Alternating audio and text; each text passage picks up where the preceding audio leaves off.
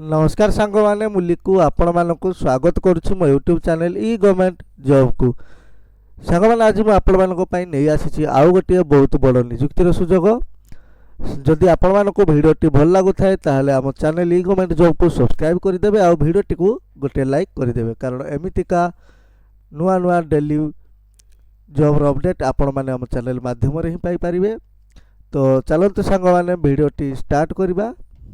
तो देखो आज जो जॉबटी होची ओडिशा गेस्ट टीचर रिक्वायरमेंट 2024 ठीक अच्छे। तो देखो पोस्ट सब रही गेस्ट टीचर इन आर्ट्स रही गोटे पोस्ट, सीबीजेड रही दुईटी पोस्ट, पीसीएम रे देखो 8टी पोस्ट रही, हिंदी रे देखो 5टी आउ संस्कृत रही 3टी, टोटाल 19टी वैकेंसी रही ठीक अच्छे। तो ही जॉबटी रही आमर फुलबाणी डिस्ट्रिक्ट फुलबाणी रे कंधमाल डिस्ट्रिक्ट रो एमती नुहे कि केवल माने कंधमाल डिस्ट्रिक्ट पिला ही आवेदन करेंगे, एथिपाई ओडिशार सबू डिस्ट्रिक्ट पिला आवेदन करेंगे ठीक अच्छे।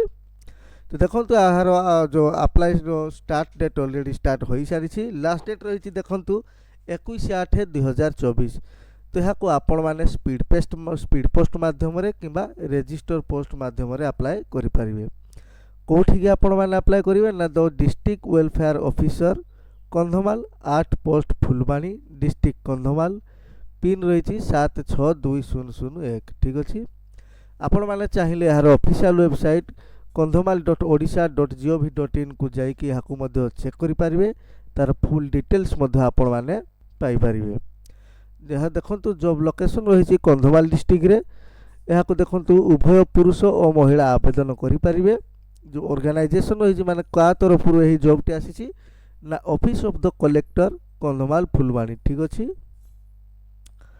देखो एथिपाई एप्लिकेशन फीस कौन सी रखा जाए ना, आपण ए फ्री रे आवेदन करेंगे ठीक अच्छे। तो एज लिमिट देखो मिनिमम एज 18 वर्ष आ मैक्सिमम एज देखो 62 वर्ष रही, फ्रेशर पाई देखो 65 वर्ष, रिटायर कैंडिडेट पाई रही ठीक अच्छे। क्वालिफिकेशन देखो आर्ट्स में रही बीए विथ मिनिमम 50% मार्क रखि आवश्यक, तासह बीईडी कर आवश्यक। सीबीजेड पाई सेमती देखो बीएससी आपण मैंने कर आवश्यक, आउ 50% मार्क रखि आवश्यक, तासह बीईडी कर आवश्यक। सेमती देखो पीसीएम पाई बीएससी कर आवश्यक, 50% मार्क रखि आवश्यक, ता सहित बीईडी कर आवश्यक।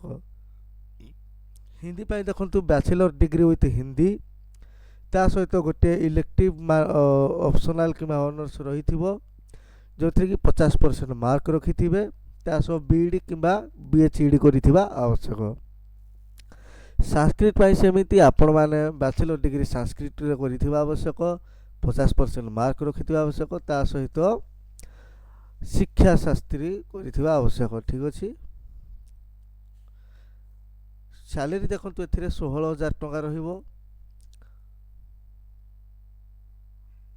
आपण मैंने केमिति कौन यहाँ अप्लाई करेंगे देखो, आ सहित कौन कौन सब डॉक्यूमेंट दरकार देखो।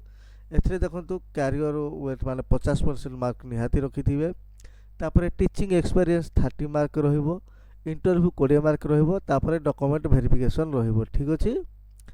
केमिति कौन अप्लाई करेंगे तो आपण मैंने कहीदेछि। आपण मैंने जदि यार पीडीएफ टी पाइबाकु चाहउछन्ती ताहले डिस्क्रिप्शन रे मु गोटे लिंक दे देबी, आपण मैंने से वेबसाइट रो लिंक को डायरेक्ट विजिट करिकि एही माने पोस्ट को आपण मैंने आवेदन करि पारिबे। एठे देखंतु यार पीडीएफ टी रहिछि, यहाँ को आपण क्लिक करी मते डाउनलोड करि पारिबे ठीक अछि। संग माने आज पाई एतिकी अछि। तो पुणी थरे देखा हबो आउ गोटे नुआ जॉब अपडेट सहित।